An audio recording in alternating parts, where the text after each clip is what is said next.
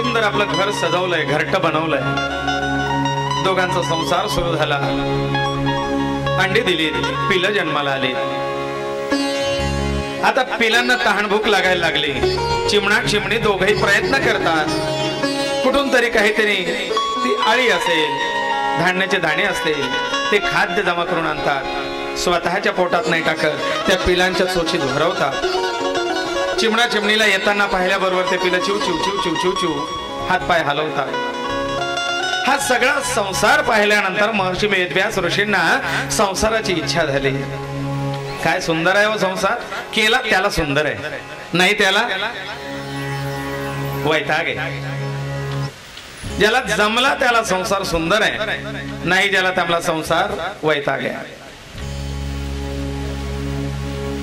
जीवन सुंदर आहे, जगता आलं पाहिजे. प्रत्येक गोष्टीत सुंदरता आहे, पाहता आली पाहिजे. महर्षी वेदव्यासाने पाहिले की एवढा सुंदर जर संसार असेल तर आपलाही संसार असा फुलावा. आपले घरात ते दोन किलबिलणारे पाखरं असावेत, आपणही त्यांच्याकरता काहीतरी खटाटोप करावी, आपली ही वाट त्या चिमणीने पाहावी. मग का आपण संसार करू नये असा विचार महर्षी वेदव्यासांच्या मनात आला. त्यामागे सुद्धा दैवी काहीतरी दैवी लीला आहे. एवढे ज्येष्ठ श्रेष्ठ, पण त्यांच्या मनात संसार आणि त्या चिंतेत असताना. पण मग चिंता काय, आजकाल तरुणांचे लग्न होत नाही, मन सारखं म्हाताऱ्याला कोण दी.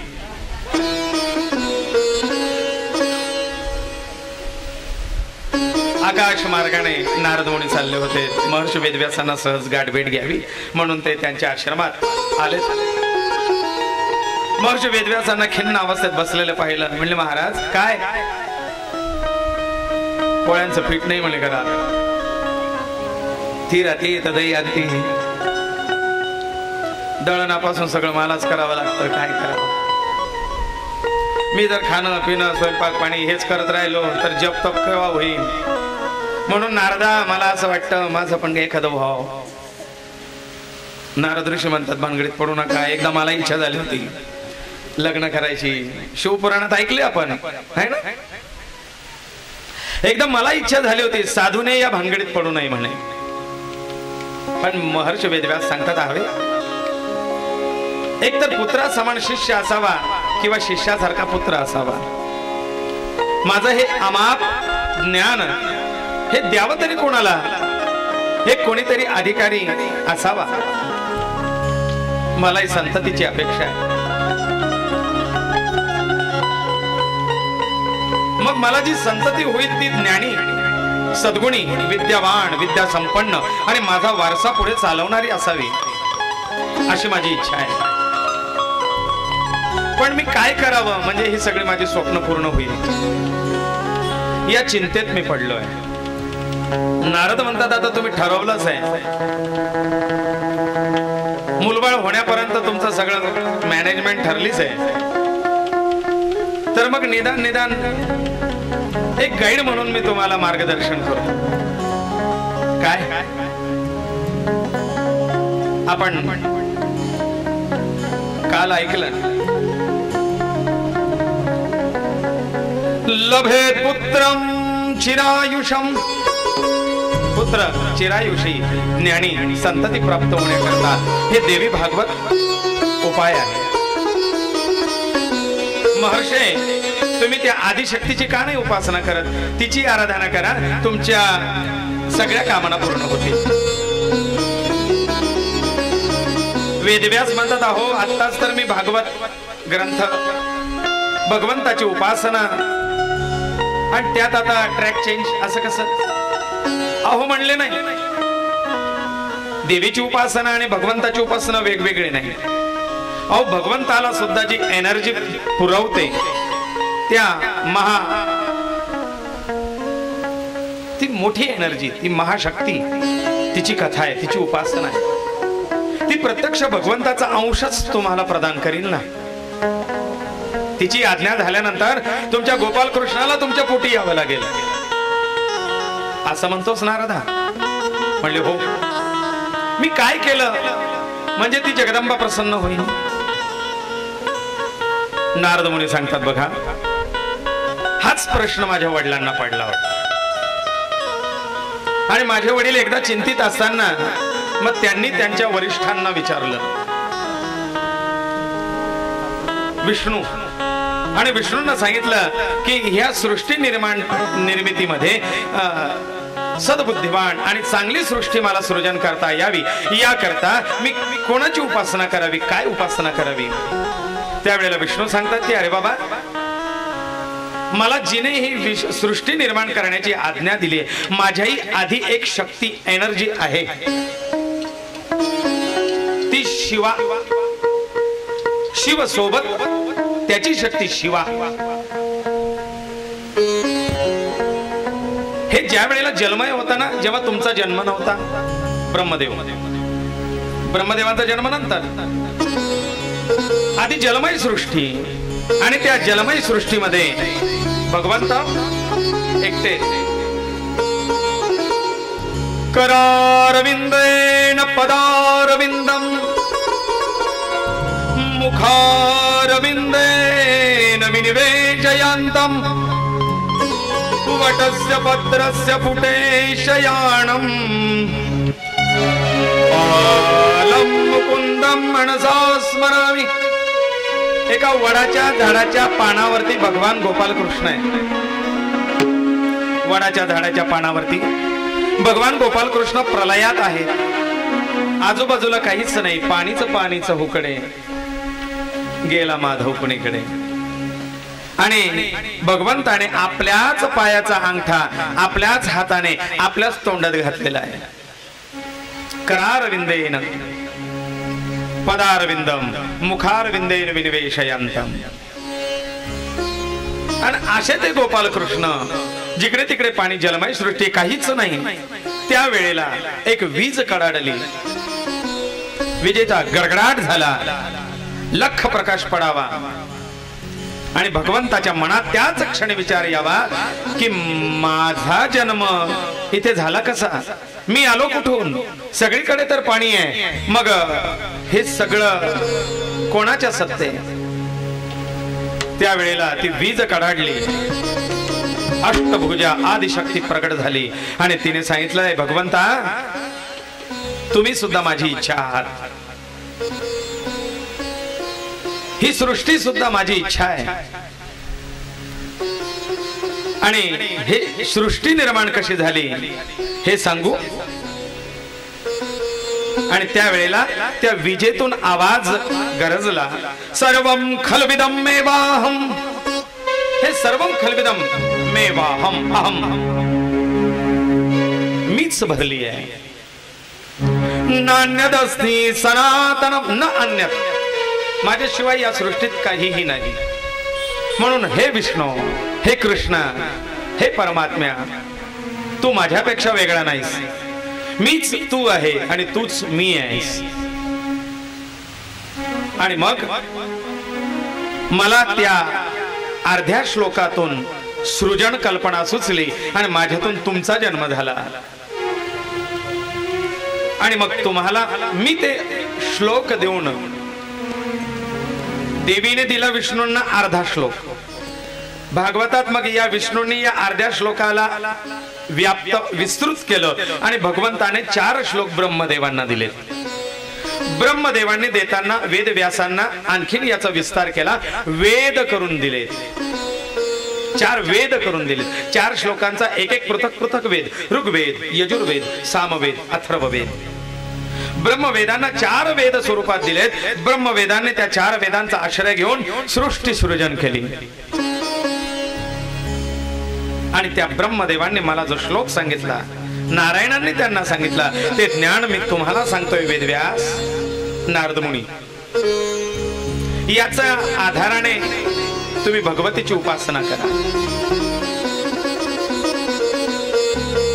कारण भगवंताला सृष्टी विस्तार करण्याकरता ती शक्ती सहाय्य करत असते. महर्षी वेदव्यास ऋषींनी त्या भगवतीची आराधना सुरू केली. ते आराधना करतात, जगदंबे मला प्रसन्न हो आणि उत्तम असा पुत्र दे. तुझ्या कृपेने खरोखर या ज्ञानाचा प्रचार आणि प्रसार करणारा कोणीतरी अधिकारी जन्माला यावा. या देवी सर्वभूतेषु शक्तिरूपेण संस्थिता नमस्तस्यै नमस्तस्यै नमस्तस्यै नमो नमः. महर्षी वेदव्यासांनी प्रार्थना केल्यानंतर आदिशक्ती प्रगट झाली आणि आशीर्वाद दिला की तुमचा आराध्य तुमच्या पोटी जन्माला येईल. आणि भगवंताला महाविष्णूंना शुकदेव स्वरूपामध्ये जन्म घ्यावा लागला. पुढे शुकदेवांना सुद्धा थोडा संभ्रम झाला होता. संसार के परमार्थ, प्रपंच के परमार्थ,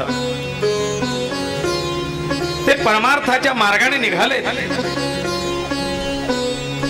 पुत्रेति तन्मया तैरवो भिनेदुस तम सर्वभूत हृदयम मुनिमानतोस्मि. हे पुत्र करत व्यास त्यांच्या मागे गेले आणि शुकदेवांना सांगितलं, बाबा रे ठाईच बसून कराय का चित्त, तू जाऊ नकोस वनांतरा, घरीच राहणार, माझ्या या शास्त्राचा अभ्यास कर, त्या परमात्म्याची प्राप्ती करून घे. त्यांना ते कळे ना, घरी बसून कसं काय करू. तेव्हा सांगितलं की शुकदेवा तुला गुरुची आवश्यकता आहे, मग गुरुही जा. शुकदेवांनी सांगितलं की कोण. बघ घरचा वैद्य काम करत नसतो, मग तू असं कर,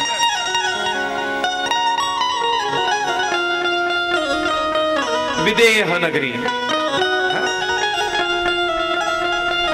राजा जनक,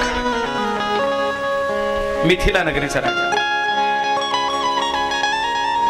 राजा जनकाकडे जा आणि त्यांच्याकडनं उपदेश घे. राजा मी एक साधू पुत्र आहे आणि साधू पुत्राने राजाकडे ज्ञान घेण्याकरता तू जा. तर सुरुवातीला सुखदेव तयार होईना, शेवटी पाठवलं व्यासांनी, ते गेलेत. मी आलोय, राजाला सांगा मी आलोय. शिपाई गेलेत. शिपाईने विचारलं कोण, कोणाला भेटायचं आहे. जाऊन राजांना सांगा मी आलोय. शिपाई मध्ये जायचे, परत यायचे, आपली आपली ड्युटी. एक नाही, दोन नाही, अख्खा दिवस गेला, राजा भेटले नाही.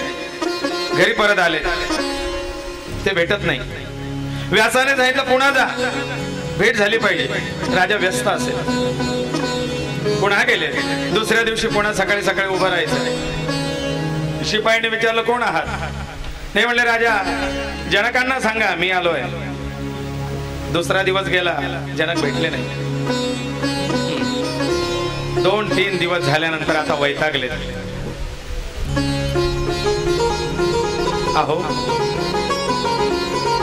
राजाला सांगा गुरु महाराज, कारण इकडे वडिलांनी उपदे आता कान टोचलेत. अरे मी आलोय मी आलोय, हा मीपणा घेऊन जाशील तर गुरु कशी काय भेटतील. गुरूंजवळ मीपणा चालत नसतो. जिथे लीनता झाली त्यावेळेला गुरुकृपा प्राप्त होत असते. शुकदेवांना कळालंय. आता सांगितलं की सांगा शुक नावाचे एक ब्राह्मण पुत्र तुमच्या भेटी करता आले. तुमची आज्ञा असेल तर त्यांना भेटीला बोलवा. विदेह जनक राजा स्वतः त्या ठिकाणी पुढे आले. स्वागत केलं, यथोचित सन्मान केला ब्राह्मण पुत्र म्हणून, आणि नंतर बसवलं. कसं काय येणं केलं.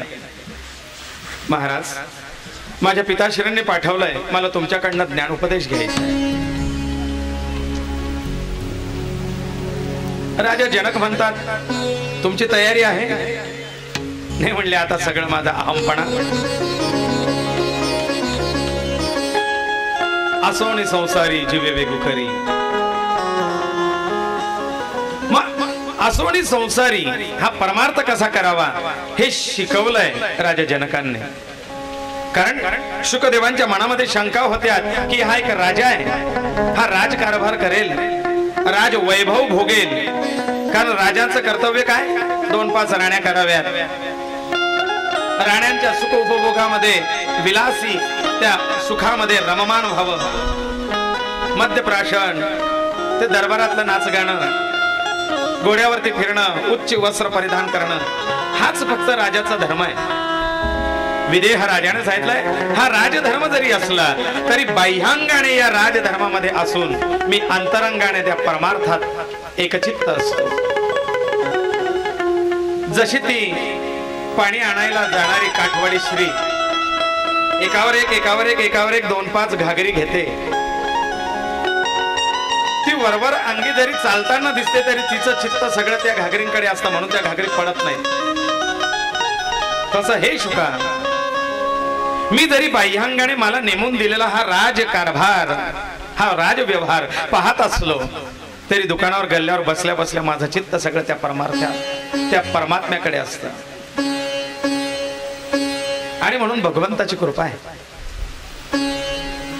यथोचित ज्ञानोपदेश, सगळ्या शंका निरसन करून घेतल्यात आणि आता खऱ्या अर्थाने वैराग्य आणि विरक्ती काय असते हे शुकदेवांना कळालं. आणि म्हणून त्यांचं नाव वैराग्य वृत्तीमध्ये पुढे आलं. शुका सारिके पूर्ण वैराग्य ज्याचे, कोणासारखं वैराग्य असावं, शुकासारखं. पण हे कोणामुळे आलं, राजा जनक गुरुदेव, गुरु कृपा बिन सुलभ न सोयी. आणि म्हणून शुकदेव जनकाचं शिष्यत्व पत्कारतात. सगळे ज्ञान आपल्या घरी आल्यानंतर वडिलांकडून सगळ्या पुराणांचं ज्ञान प्राप्त करतात आणि तेही या पुराणांच्या प्रचारार्थ प्रसारार्थ निघून जातात. इकडे मग राजा जन्मेजय व्यासांना विचारतात, महाराज मग असं हे जर पुराण आलेलं आहे, विष्णू पासूनच आलंय, देवीने विष्णूंची कृपा. पण मला एक शंका, तुम्ही जे सांगितलं की भगवंताने म्हणजे तुझ्या आराध्याने सुद्धा देवीचं सहाय्य घेतलंय, कसं काय हो ते जरा सांगा ना सविस्तर. त्यावेळेला शुकदेव सांगतात, महर्षी वेदव्यास सांगतात, जन्मेजय ऐक. एकदा कृष्ण अवताराची कथा आहे. भगवंताचा रुक्मिणीशी विवाह झालेला होता. भगवंताचा रुक्मिणीशी विवाह झाला होता. राज्य कारभाराला सुरुवात झालेली होती. द्वारकेचं राज्य होतं. द्वारकेचा राजा झालाय भगवंत. आणि एकदा असाच त्या राज्यातला एक धनिक शेठ सावकार, ज्याच्याजवळ कैक मन सोनं रोज तयार होत होतं, म्हणजे असं समजा सोन्याची खाण त्याच्याकडे होती, फॅक्टरी होती. मग असा तो राजा, कोण, सत्यजित. हा राजा सत्यजित याला भगवान सूर्यनारायणाच्या कृपा आशीर्वादाने एक मणी प्राप्त झालेला होता, दिव्य मणी. त्याचं नाव आहे स्यमंतक. स्यमंतक मणी. त्या स्यमंतक मण्यामुळे कैक सोनं या राजाला मिळत होतं आणि म्हणून तो धनिक होता. एकदा शांतता कमिटीची बैठक ठरलेली असताना भगवान गोपालकृष्णांनाही बोलवलेलं होतं. त्यावेळेला त्यांनी प्रस्ताव मांडला, बघा या मण्यामुळे शांतता भंग होऊ शकते, कारण ज्याच्याकडे सोनं त्याच्याकडे चोरांचं लक्ष, आणि ज्याच्याकडे चोरांचं लक्ष तिथे काही घातपात होऊ शकतात. म्हणून हे जर तुम्ही सिक्युरिटीमध्ये लॉकरमध्ये ठेवायला दिलं तर बरं होईल, कारण आता सध्या चोरांचा सुळसुळाट जास्त आहे. आमचे शिपाई पेट्रोलिंगला येऊन येऊन किती येणार. म्हणून सत्यजिता, माझं असं मत आहे की तुझा तो मणी शासकीय इतमामात सुरक्षिततेसाठी द्यावा. सत्यजिताने सांगितलं, माझ्या मण्यावरती याचा डोळा दिसतोय, याला तो हडप करायचा असेल, हा किती खरा आणि किती खोटा आम्हाला माहिती नाही का, हे ज्ञान आम्हाला शिकवू नको, माझी प्रॉपर्टी आहे, मी काही करीन. ठीक आहे, जसं तुझी इच्छा. कमिटी बरखास्त जिकडे तिकडे. पण नेमकं असं झालं, सत्यजिताचा भाऊ सत्राजित, या सत्राजिताला एकदा इच्छा झाली, दादा तुझी रॉयल एनफील्ड एकदा मला चालवू दे ना, मला पण असं वाटतं आपण घेऊन फिरावं मोठेपणा. तसं याला वाटलं, दादा सेमंतक मण्याचं लॉकेट आज मला घालू दे ना.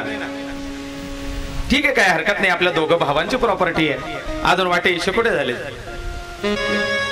सत्राजिताने ते लॉकेट आपल्या गळ्यात घातलं आणि त्या दिवशी सत्राजिताला शिकार करण्याची इच्छा झाली. सत्राजित वनात शिकारीला गेला, शिकार करायला गेला आणि शिकार होऊन गेला.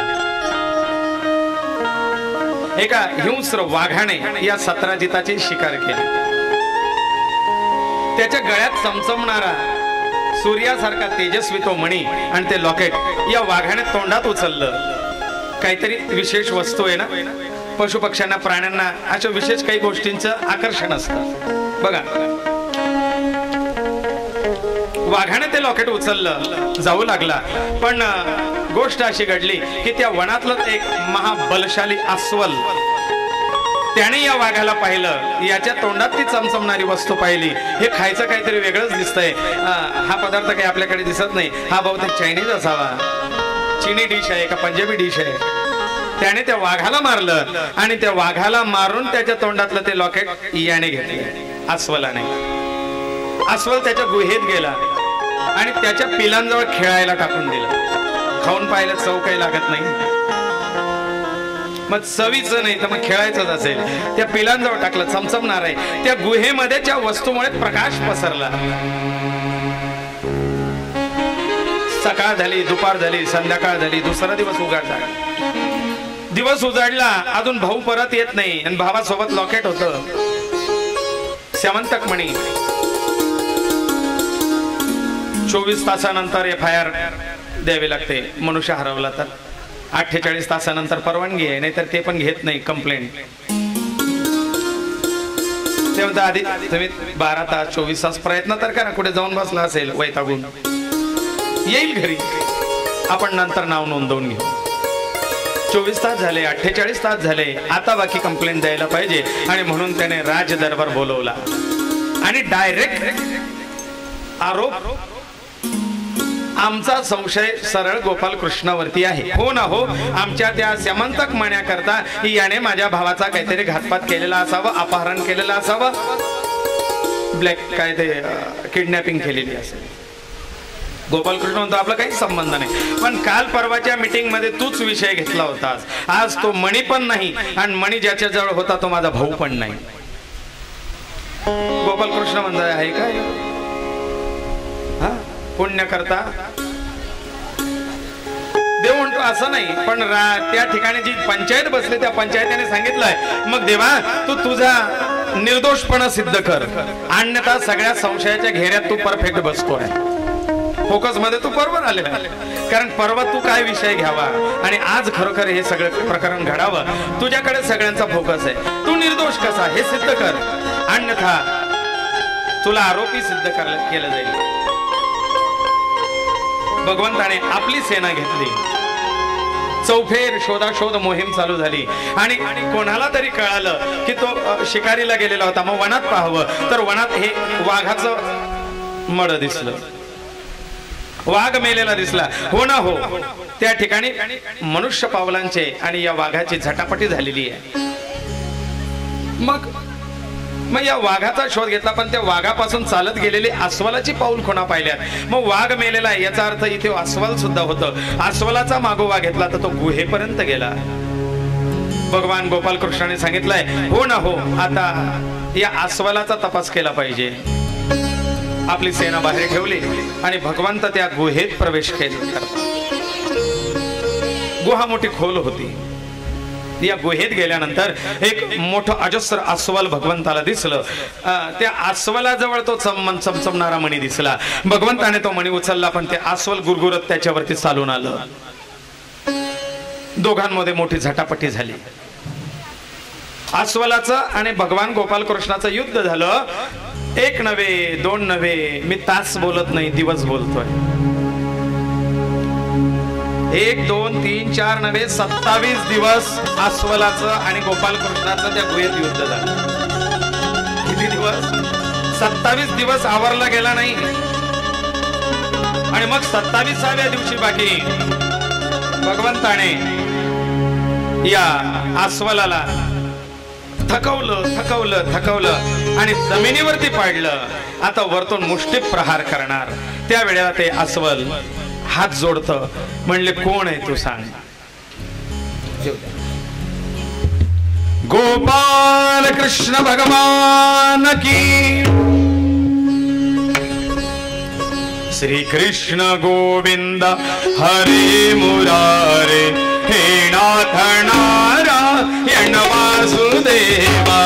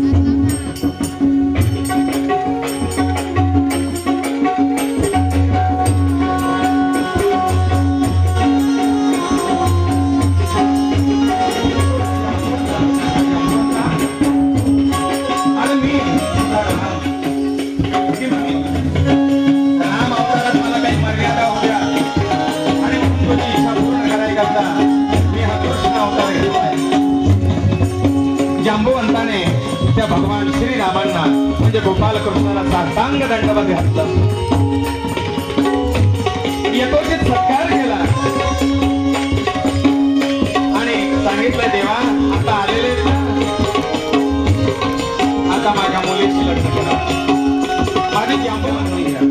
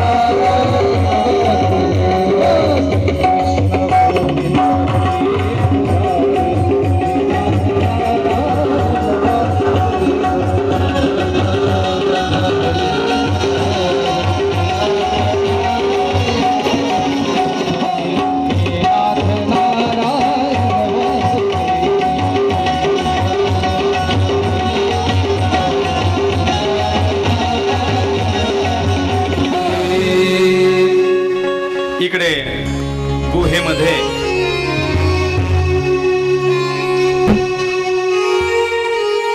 जांबुवंतांनी त्या सेमंतकाला आणि आपल्या कन्या जांबुवतीला भगवान गोपाल कृष्णाला अर्पित केलंय। पण हा सगळा प्रकार घडला तो गुहेत। किती दिवस झाले? 27 दिवस। मग आपलं लेकरू इकडे ते उलथपालथ पडलं तरी महोत्सव करणारी ती मायबाप नंद यशोदा, पण इकडे 27 दिवसापासून तो अजून आला नाही। चिंतेत सगळे लागले, सगळ्यांना चिंता लागली। काय झालं असेल? अजून गुहेतून गोपाल कृष्ण बाहेर येत नाही। वसुदेवांना मोठी चिंता लागली आणि चिंतातूर असलेले ते वसुदेव, नंद बाबा, देवकी, इकडे यशोदा सगळे चिंतेत पडलेत। आणि त्यावेळेला वसुदेवांना नारद मुनी सांगतात की वसुदेवा चिंता करू नका, भगवान गोपाल कृष्ण हा परमात्मा आहे। वसुदेव म्हणतात अरे बाबा, पण लहानपणापासून तो आमच्याजवळ नव्हता, त्याच्यामुळे त्याच्याबद्दल एक जिव्हाळा आम्हाला वेगळा आहे। आईचं हृदय, बापाचं हृदय हे जरा वेगळंच असतं। नारद म्हणतात बघा असं करा,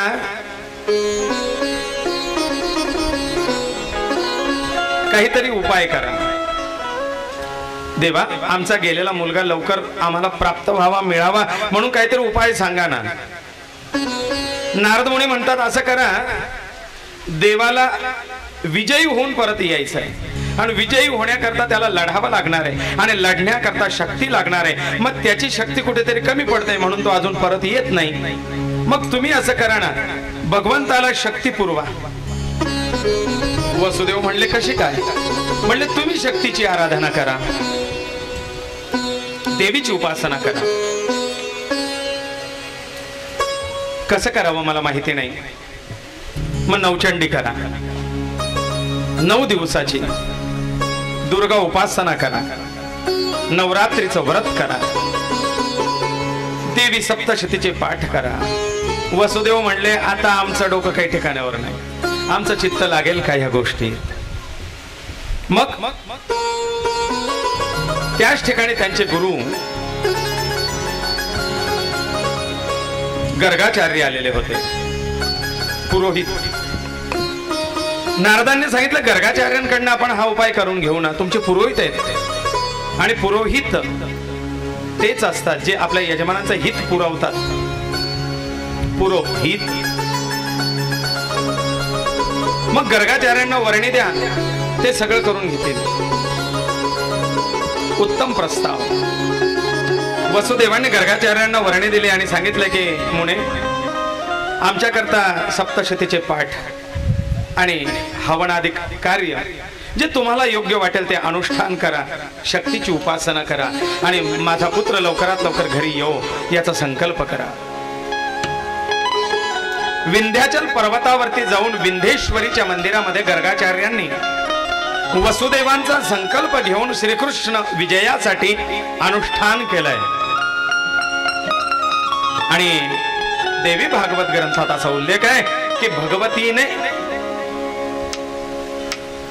भगवान गोपाल कृष्णांना आणखीन एक्स्ट्रा एनर्जी पुरवली। कारण जंबुवंत सुद्धा साधा सोपा पात्र नाहीये बर का।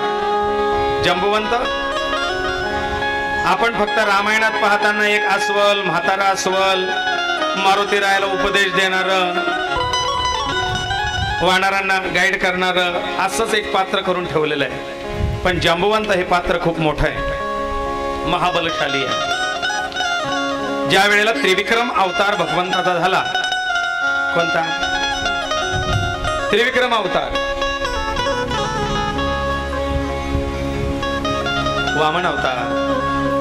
एक पाऊल पाताळात, एक पाऊल आकाश मंडलात। या 2 पावलामध्ये स्वर्ग, मृत्यू, पाताळ, सप्तसागर, सप्तलोक व्यापून टाकले। तिसरं पाऊल बाकी ठेवलं होतं, आता कुठे ठेवू? कारण पाताळापासून स्वर्लोकापर्यंत सगळं व्यापलं गेलं चराचर। राजा तिसरं पाऊल कुठे ठेवले? हे इकडे प्रकरण चालू असताना जांबुवंताला संधी सुचली.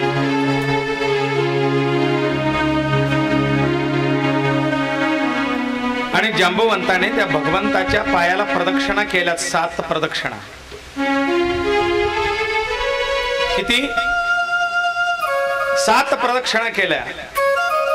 आता तो पाय केवढा, ते अंतर केवढं,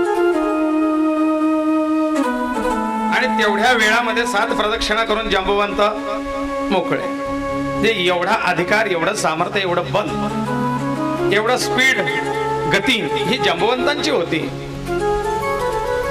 आणि म्हणून जांबुवंत म्हणायचे की मला माझ्यासारखा बलशाली योद्धाच नाही मिळाला युद्धाला कधी, म्हणून रामायणात जांबुवंताचं जास्त युद्धच नाही दाखवलं. हे काय किडीमिडी यांच्याशी काय युद्ध करा. मग त्यांनी रामांना सांगितलं तर देवा, अरे रावणासारखा बलाढ्य त्याला तुम्ही हरवलंय, परास्त केलं. देवा मला असं वाटतं की माझ्याशी तुम्ही जरा 2-2 हात करायला पाहिजे. मला योमे प्रतिबल लोके, जो मला प्रतिबल युद्धाला बरोबरीचा योद्धा असला तर मजा आहे, नको त्याच्याशी काय बरोबरी करायची.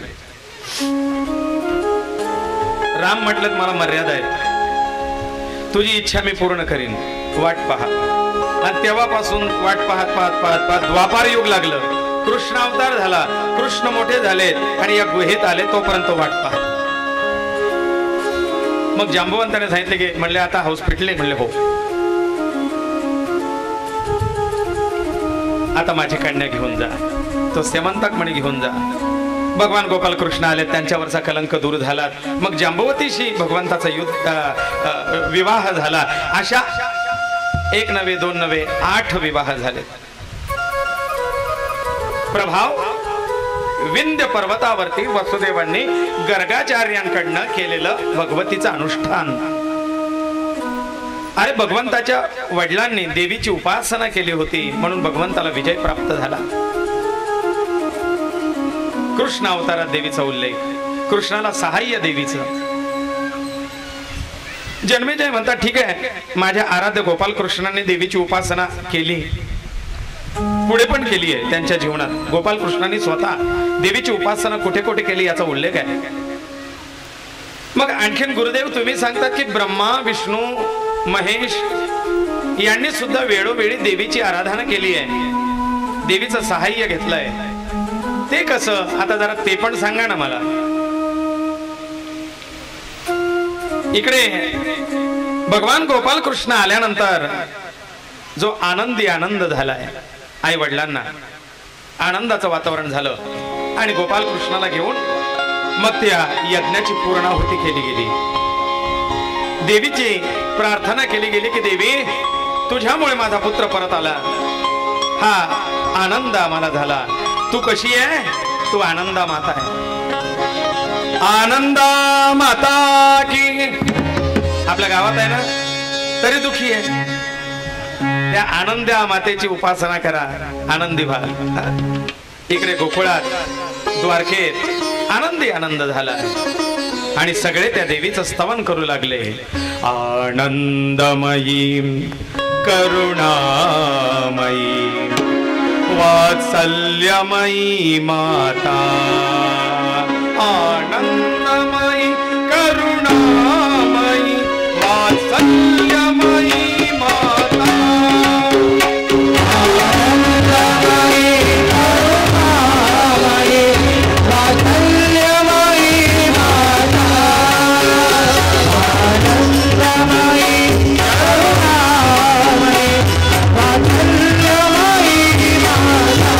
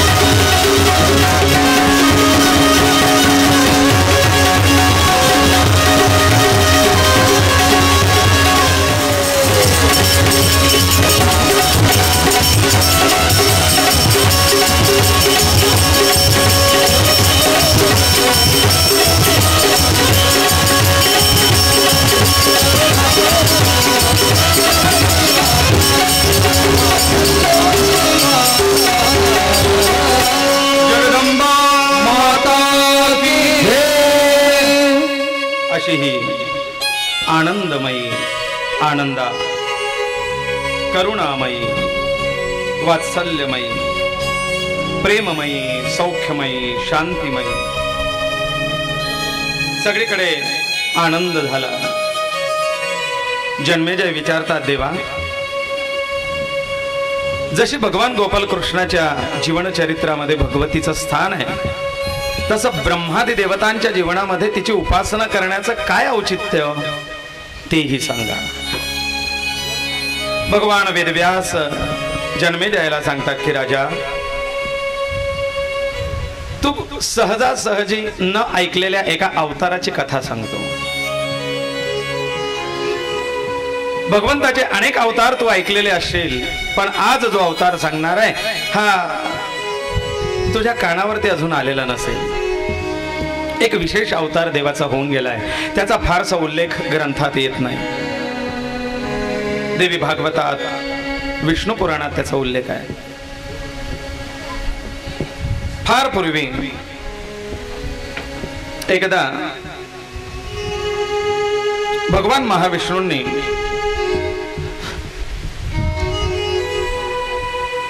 असुरांशी युद्ध प्रसंगामध्ये दमलेले असताना, कारण देवदानव युद्ध म्हटलं की देवांच्या वतीने पुढे केलं जातं ते भगवान विष्णूंना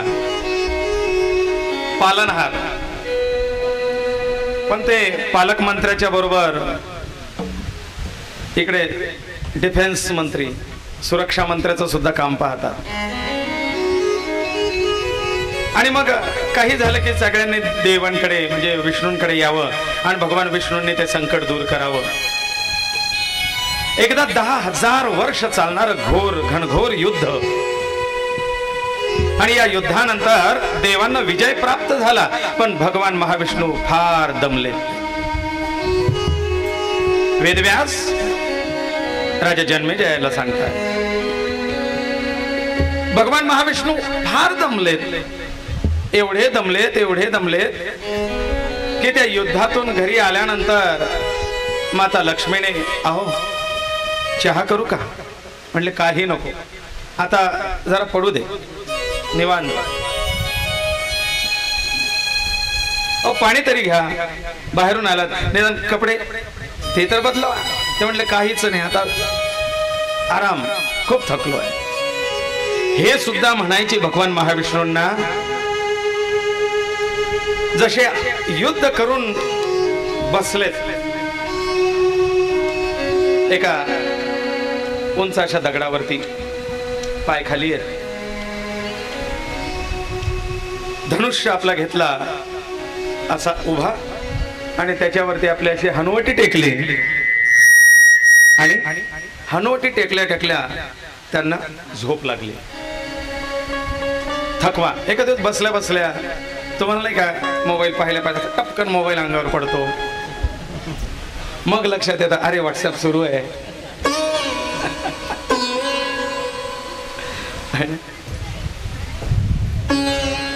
तस देवाला त्या धनुष्यावरती अशी हनुवटी टेकल्या टेकल्या झोप लागली, ग्लानी आली, गाढ झोपेमध्ये ते निद्रिस्त झाले।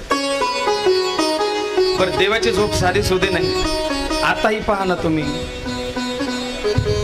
4 महिने है ना, उद्या आता आज अंतरून टाकलं जाईल देवाचं, उद्यापासून योग निद्रा,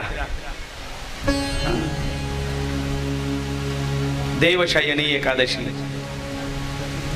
देव झोपायला जातात, निद्रा योग निद्रा। शयन म्हणजे काय, देव झोपत नाहीये, योग निद्रा घेतात, रिचार्ज, स्वतःला रिचार्ज करण्याचा कालावधी आहे देवांचा। मग गाढ निद्रेमध्ये देव आहेत, 1 वर्ष 2 वर्ष, वर्षानुवर्ष कित्येक वर्ष झालेत, युग बदलत गेलं, परिवर्तन होत गेलं। देवादिकांना चिंता लागली, लक्ष्मी माता म्हणली ड्युटीला गेली, एके घरी आलंच नाही ना कधीपासून। ब्रह्मादी देवांना तिने तक्रार केली, अहो एक्स्ट्रा ड्युटी दिली त्यांना युद्धाची, निदान युद्ध संपल्यावर घरी तर पाठवायचं। ते म्हणले देवी देवांना झोप लागली होती त्याच्यामुळे आम्ही काही जागे केलं नाही। मग मग आता इकडे वेद चोरले गेलेत, देवच झोपले म्हटल्यानंतर अराजकता आणि दृष्टांचा उपद्रव वाढू लागतो. मग काय बघा तुम्ही, या चातुर्मासामध्ये देवशाहिनी एकादशी पासून जे देव निद्रिस्त होतात, आपण व्यवहारामध्ये म्हणून झोपले. हा 4 महिने चातुर्मास साधू संत यात्रा करत नाहीत. जैन मुनी आता चातुर्मासाला एका जागी स्थिर झाले, त्यांची भ्रमंती थांबली, ते एका जागेवरून चातुर्मास करतात. साधू संत सुद्धा एका जागी स्थिर होतात. चातुर्मास आहे आमचा, आता चातुर्मासाला पंढरपूरला आलो है ना. त्यांची यात्रा भ्रमंती फिरणं हे थांबतं.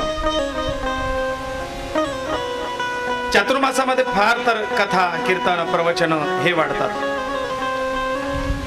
का तर चातुर्मासामध्ये नवतृण, नवीन गवत, नवीन वृक्ष वेली येण्याचा कालावधी असतो.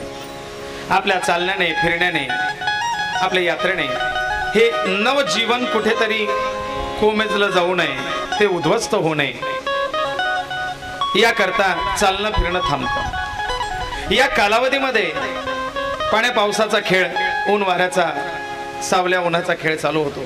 यामध्ये अनेक जीवजंतू नवीन जन्माला येतात. बघा तुम्ही, छोटे छोटे बेडकाची पिलं, छोटे छोटे बेडकं दिसायला लागतात. छोटे छोटे आळ्या, ते किडे,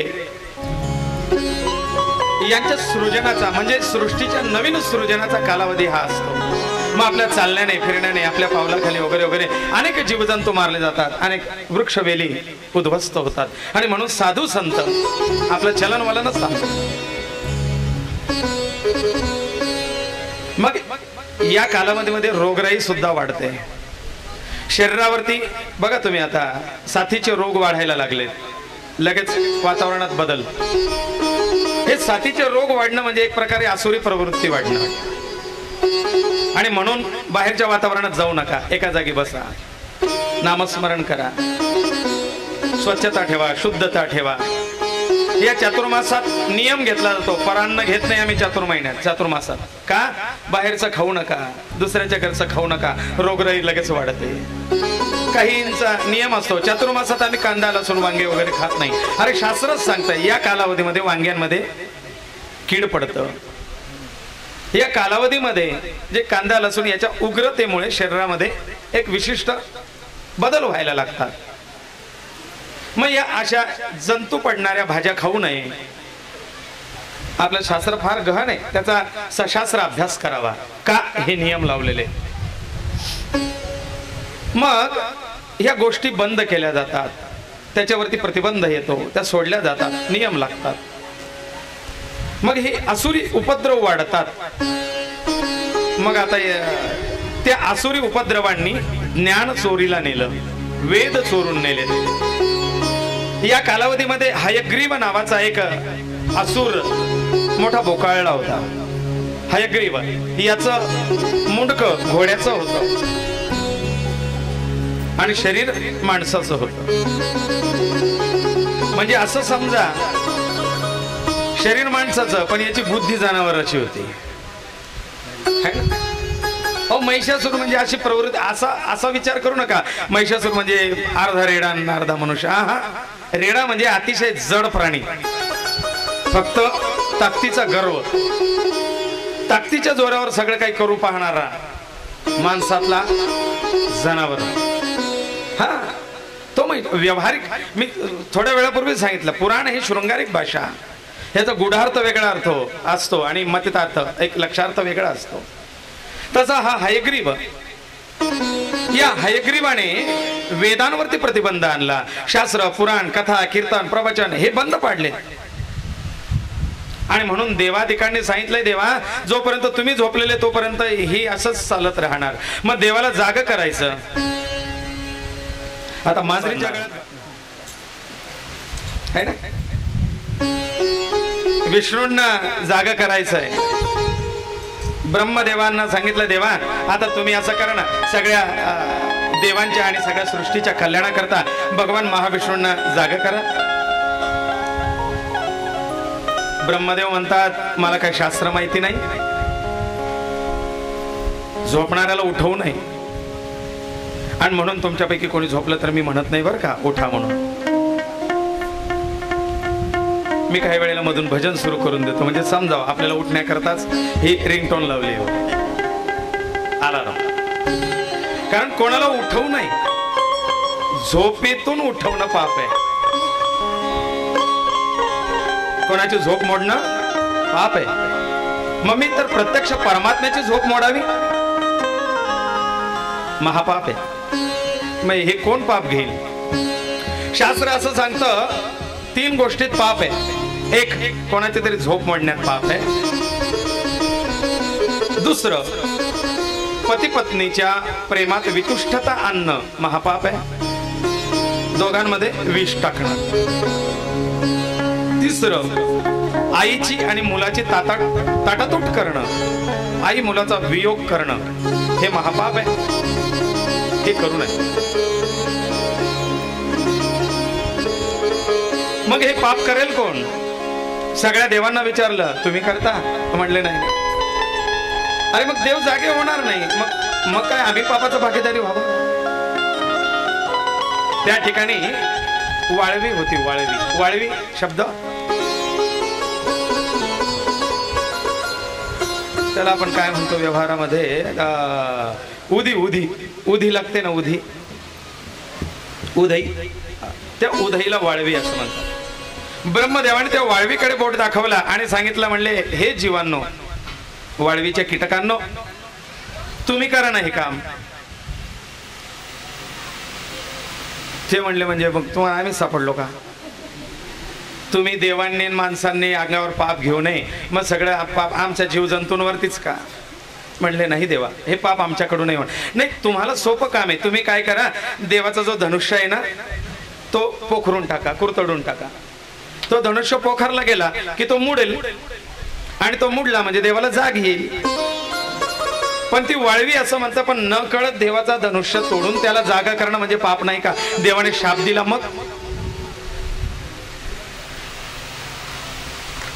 मग काय?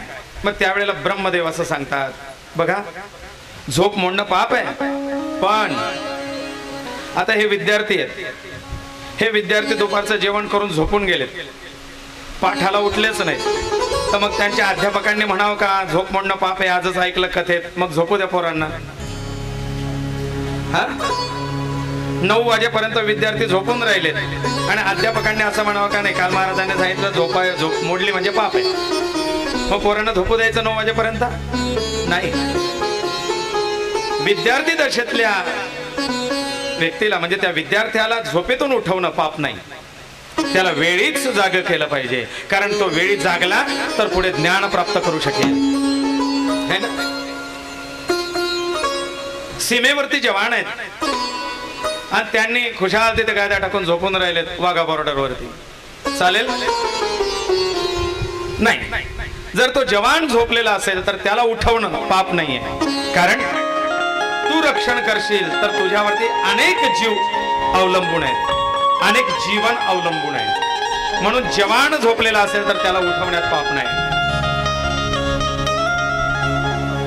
आणि तिसरी गोष्ट, महात्मा,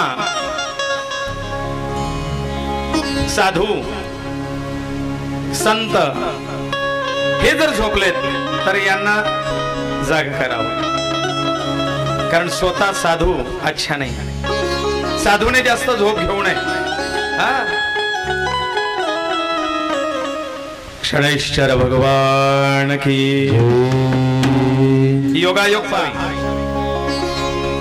शिपायाला, सैनिकाला झोप नसावी आणि विद्यार्थ्याला झोप नसावी.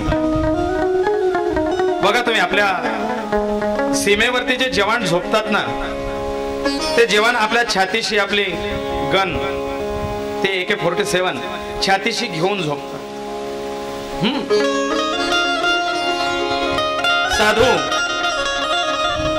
साधूची फार झोप कमी असते आणि असावी, कारण साधू झोपला तर परमार्थ झोपला. मग म्हणले अरे देव जर झोपला तर ही सगळी अराजकता माजेल, म्हणून हे कार्य तुम्ही करा. वाळवीने सांगितलं जगाच्या कल्याणा विभूती, आणि म्हणून देह कष्टविती परोपकारे. मग हे जर सौभाग्य जगाच्या कल्याणाकरता ते सौभाग्य आम्हाला मिळत असेल तर देवा आम्ही हे पाप घ्यायला तयार आहे. त्या वाळवीने ते पाप आपल्या अंगावरती घेतलं आणि वाळवीने भगवान विष्णूचा धनुष्य पोखरायला सुरुवात केली. आणि एकदा उधई लागली की खरं नाही, धनुष्य पोखरला गेला, पोकळ झाला आणि भगवंताच्या हनुवटीचा भार त्याच्यावरती आहे. विशिष्ट अवस्थेला तो धनुष्य पोकळ झाल्यानंतर कडकन मोडला. कडाकड कडाकड चराचरात विजांचा गडगडाट होऊ लागला. धनुष्याची प्रत्यंचा तुटली आणि भगवंताच्या प्रत्यंचेचा टणकार म्हणजे महाप्रलय येतो. प्रलयमय स्थिती झाली. जी दोरी उडाली तिच्याने जेवढी धूळ उडाली तर काही वर्ष त्या धुळेमुळे आजूबाजूचं दृश्य दिसत नव्हतं. बराच कालावधी गेला, ती धूळ स्थिर व्हायला. भगवंताने डोळे उघडले,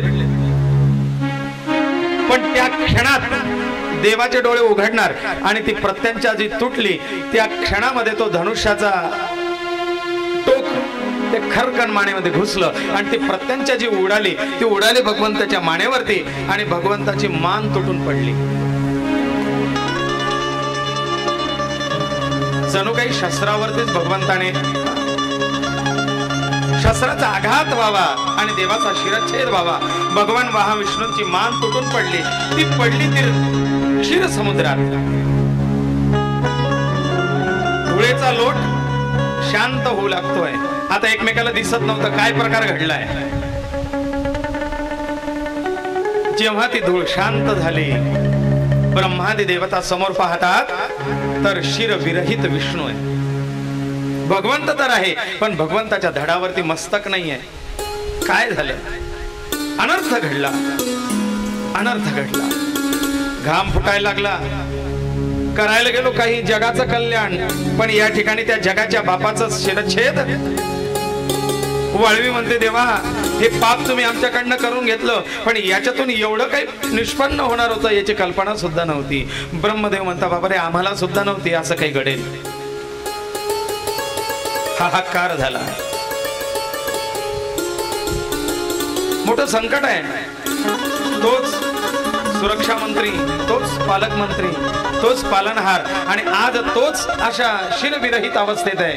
काय करावं? जगाला दुसरा विष्णू तर नाही देऊ शकत. इंद्र गेला तर दुसरा इंद्र प्रस्थापित करण्याची सामर्थ्य विष्णूंकडे, पण एक विष्णू गेल्यानंतर दुसरा विष्णू आणावा कुठून? ब्रह्म म्हणतो तो माझा बाप आहे, मी दुसरा बाप कसा काय आणायचा? हे सामर्थ्य माझ्यात नाहीये.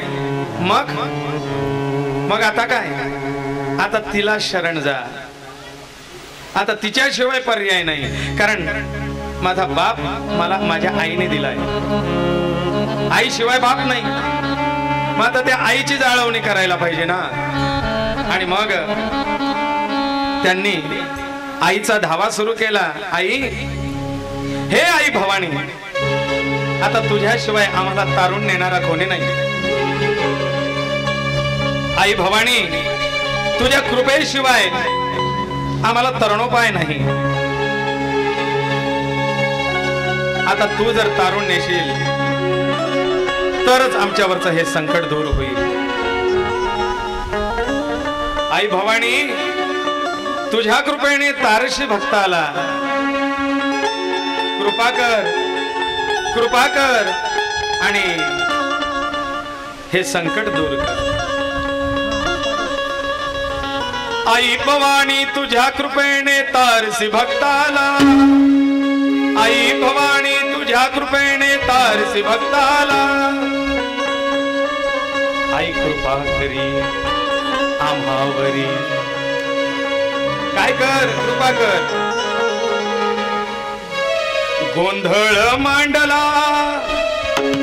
हा सगळीकडे गोंधळच आहे आणि हा गोंधळ तुला दूर करायचा आहे. आणि या गोंधळाला ये करायला गेलो काही आणि झालं काही. हा गोंधळ दूर कर आणि तूच मार्ग दे.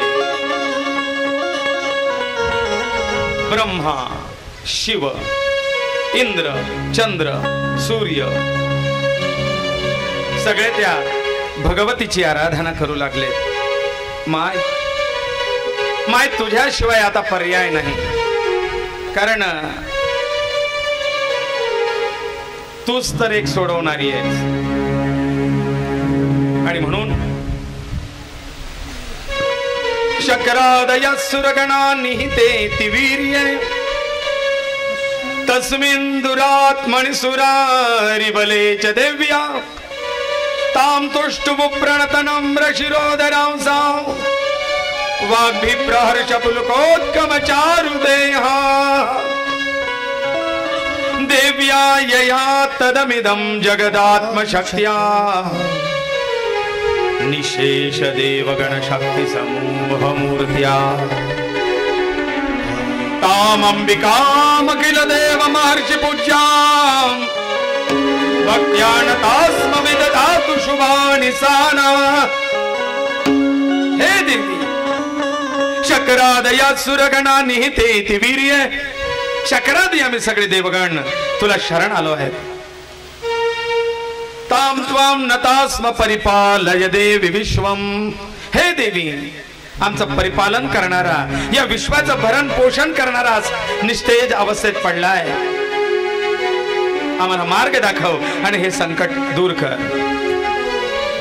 देव्या यया तदमिदं जगदात्मशक्त्या. देवी, हा जगत पालनहार तूच मला दिलायस आणि ह्या जगत पालनहाराला पुन्हा तूच परत करायचंस. ही जबाबदारी तुझ्याकडे आहे. आणि म्हणून देवी प्रगट हो आणि आम्हाला मार्ग दाखव. भवानी प्रगट होते.